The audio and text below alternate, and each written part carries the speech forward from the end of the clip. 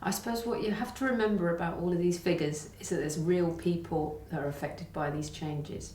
In Hampshire as a whole, it's over £400 million a year less there will be in people's pockets than there would have been if the changes had not taken place.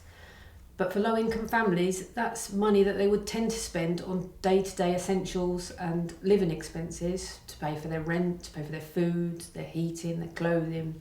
And it's money that they would have tended to spend in the local area. So it's real money that they will lose out on in terms of day-to-day living expenses. And they could be hit by more than one element of the reforms. So changes to incapacity benefits might mean that on average there's 21,000 families or individuals in Hampshire who might be affected, and they might lose on average £70 a week less after the reforms.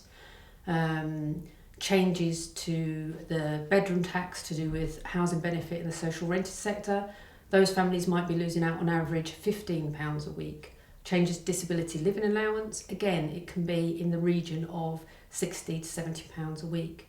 So if you're impacted on by more than one measure, obviously you can see that those things really start to stack up and will make a real difference to how people manage to cope.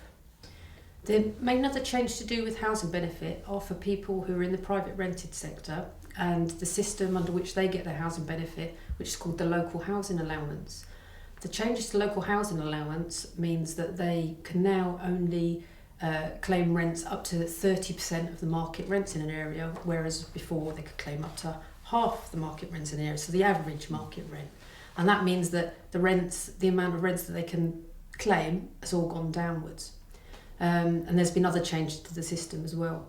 There's actually more than 3 times the number of households affected by the local housing allowance changes. So there's about 9,000 affected by bedroom tax in Hampshire, but it's closer to 30,000 by the local housing allowance changes.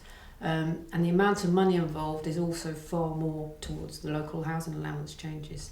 So it's actually 4 times the amount of money will be removed to do with that particular change. And it's often a group that don't have representation in some senses to be able to try and help their circumstances. The changes to incapacity benefits and employment support allowance are actually nationally the biggest element of the reforms. And they're gradually moving over people from the old incapacity benefit system to the employment support allowance system. And there's a new tougher medical test for people going through that transfer, where lots of people are either being moved off of their benefits or onto other benefits at a lower rate. In Hampshire, there's over 21,000 individuals who will be affected by these changes. Again, the amount of money involved is very large, I think in the region of £3,600 a year, or best part of £70 a week less. On top of that, there's the changes to disability living allowance, which is moving over to a system called the personal independence payment. And these changes are also in the region of about 21,000 individuals. And those individuals are also likely to overlap with some of the individuals losing. So some people might have a double whammy and be hit by both changes. And again, the amounts of money involved are around about £60 a week. So it's large sums in families that really, these are individuals, many of whom have serious health problems, who've been out of work for a long period of time, who might also have issues in and around qualifications and skills and ongoing health problems, which make it very difficult for them to get back into the labour market, and also makes it likely that if they do look for work, they're going to be at the back of the queue for jobs as younger and fitter people are taken into work. No, not at all. Large numbers of the people who are affected are low-income families who are in work. So the changes to the tax credit system, around about 2/3 of those, 2/3 to 3/4 of those families are families that are already in work. The changes to housing benefit for the housing benefit claimants who are in the private rent sector, around about 40% of those are in work. So it's by no means just people who are out of work. Many of these people will already be in work, but in low income jobs. There's a very clear relationship between the financial loss generated by these cuts and where it is in terms of being the most deprived communities across Hampshire. This is likely to increase the gap between the richest and poorest areas across Hampshire. It's also likely to create a downward spiral in some neighbourhoods because most of these people would spend this money on day-to-day living expenses in those local economies. So it might also have an impact on local jobs in those communities which are reliant on that local spending. So it affects not just the claimants themselves, but it does affect their wider communities also. It's interesting, I think, because we're looking at, if you like, at the other end of the outcomes from the ones that Tina looked at. We're looking at the extent to which the people who are affected actually or potentially by these welfare cuts and benefit changes are actually seeking advice from the various advice organisations across Hampshire. And what our survey showed was that over 80% of the advice organisations had seen a considerable increase in the demand for their services over the last 2 years. Yes, and that's the second problem. Not only have they seen an escalating demand for their services, but this has been at a time when the funding for those advice agencies has been restricted and cut in some cases.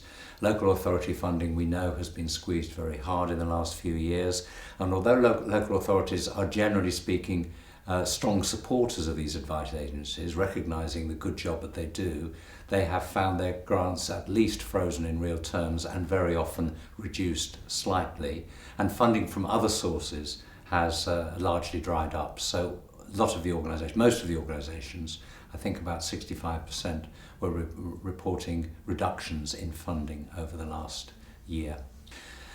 I think a number of issues. Firstly, the complexity of the case is partly relating to the issue that I was just talking about. The cases are much more complex that they're having to deal with and therefore time consuming. So advice organisations are hit by a triple whammy: increase in demand for their services, reduction in the resources enabling them to provide those services, and a greater complexity and therefore greater commitment of time required to see those cases through to completion. The Bill Sargent Trust is a small trust set up in memory of the Reverend Bill Sargent, who was a Church of England vicar in Portsmouth and did a lot of work in the community, particularly helping to set up the Portsmouth Housing Association. It was set up after he died in memory of his legacy, and it's since Portsmouth Housing Association merged into the larger group First Wessex. The Bill Sargent Trust comes under the umbrella of the First Wessex Housing Association and gets both financial support and other resources from First Wessex to help it with its work. We are committed to action research, to research that makes a difference on the ground to people. We work very closely with a network of organisations across Hampshire, and we are committed to dissemination and not just to publication of research. And we commission organisations like the Centre for Regional Economic and Social Research, where Tina works, to undertake specialist pieces of research when we don't have the resources locally to do that. If you would like a copy of the Impact of Welfare Reform in Hampshire report or Counting the Cost advice services and the public spending reductions, you can download the full reports or summaries free from the Bill Sargent Trust website, and copies of all our previous reports. Visit www.bstrust.org.uk. If you would like to know more about Dr. Beatty's other work on the impact of welfare reform nationally, go to the CRESR website. The Bill Sargent Trust welcomes support with our work, and you can donate online or contact us through our website. That's www.bstrust.org.uk.